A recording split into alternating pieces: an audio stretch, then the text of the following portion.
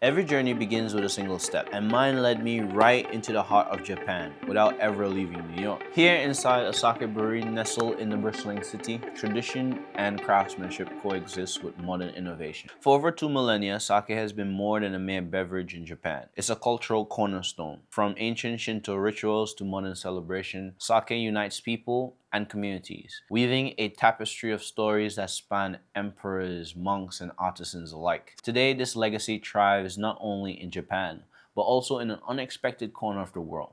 My name is Zico, and I work at a sake brewery in Brooklyn. And I want to take you behind the scenes to show you an art form built upon four simple ingredients: rice, water, koji mo, and yeast. Let's explore how these elements transform humble grains of rice to what many might call liquid gold. Today we'll focus on Junmai-shu, a style of sake made purely from rice, water, yeast, and koji, no added alcohol whatsoever. Its authenticity reflects centuries of tradition, and every batch is a natural expression of, I want to say, the brewer's master's vision. Now, our journey starts with the rice, of course, but rice washing to be specific, or senmai for Japanese, yeah? Now, this might sound simple, but it's actually what I consider a precision-driven step. Washing removes the rice's bran, or nuka, which can impart rough flavors. So by carefully washing each grain, we set the stage for clean, elegant sake. Now, the purity itself, it begins here. The next day, we steam the washed rice. Steaming, not boiling, yeah? It's essential because it creates the perfect texture. Firm enough to maintain shape, yet soft enough to nurture the koji mold. Now, in this stage, timing and temperature is crucial.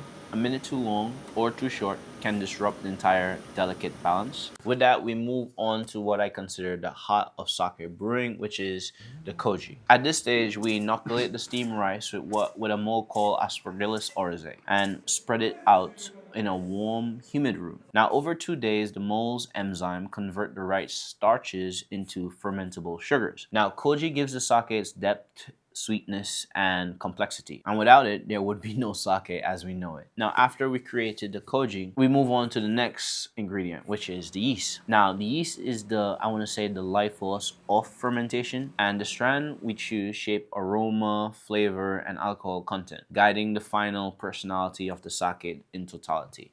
Now, selecting the right yeast is like selecting, I want to say, the right paintbrush for painting, right? It defines the character and the style of the final product. Now, once the yeast is chosen, we then move on to something called Shubo.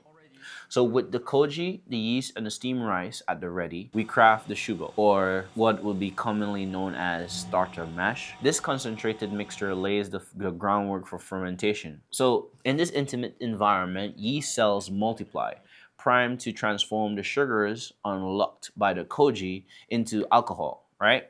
The cycle starts. And the Shubo is the foundation upon which the entire brew rests. Now, over the course of 7 days, the Shubo is then made. So once the Shubo has matured, we move on to the Moromi, the main mash, where the magic truly happens. We gradually add more rice, koji, and water over 3 different additions. This layered approach ensures balance and harmony as the yeast works steadily, converting sugars into alcohol and complex flavors along the way. So you see, fermentation is a delicate dance. Each day we monitor acidity, sugar levels, and alcohol content because we must ensure that saccharification, the conversion of starches into sugars by the koji, remains in sync with fermentation, which is the conversion of sugars into alcohol by the yeast. It's a careful balance that demands patience and a keen eye. So over weeks, or I want to say approximately a month, the Moromi matures. So timing, temperature, and attention all matters.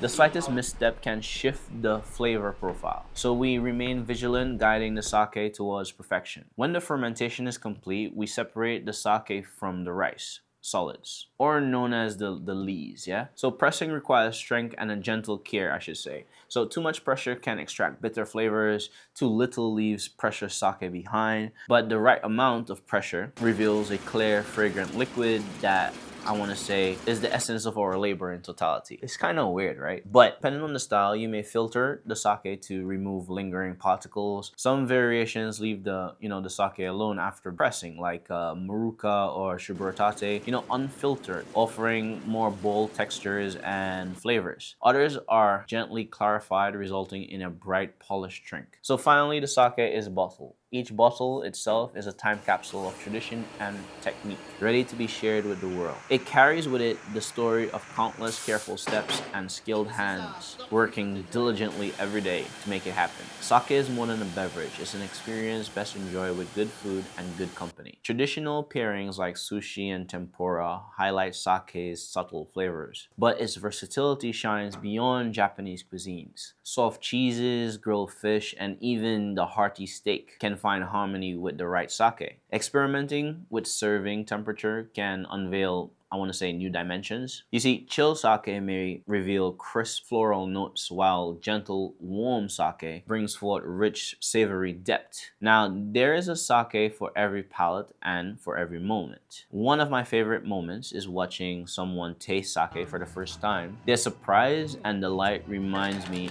why I cherish this craft. Sake brings people together, transcending borders, languages, and I want to say even backgrounds. It's a bridge between ancient traditions and contemporary life, connecting East and West in a simple sip. Working at the sake brewery has taught me so much more than, I want to say, technical aspect of the craft. I've learned respect for the grain, admiration for the century-old method, and pride in being part of a tradition that has brought so many people together. Sake's past is storied and its future is bright as more people discover the art behind every bottle. Now, if you enjoyed this behind the scenes look, please like, share, and subscribe for more stories from the world of sake, brewing, and beyond. And the next time you raise a cup of sake, I hope that you remember the care and craft and the heart poured into every drop. I'll catch you guys in the next video. Peace.